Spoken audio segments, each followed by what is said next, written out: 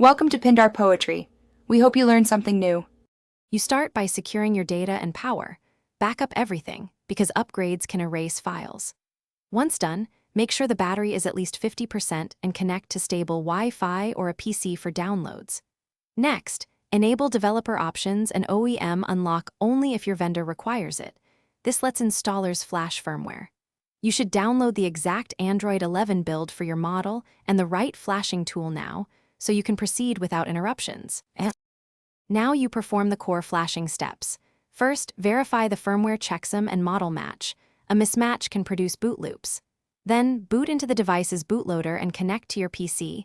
Use the vendor-recommended flasher, like Fastboot or Odin, because they handle partition layouts correctly.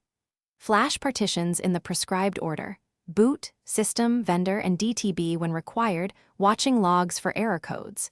If a step fails, stop and note the error before retrying. Finish by rebooting into recovery to clear caches, then boot the new system.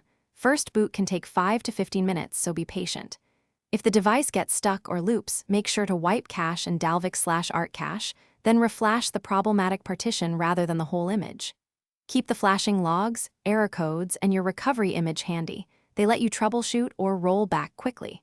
One key tip: if you see unknown checksum or signer errors, stop and re-verify files before continuing. Thanks for watching. Consider subscribing if we helped you.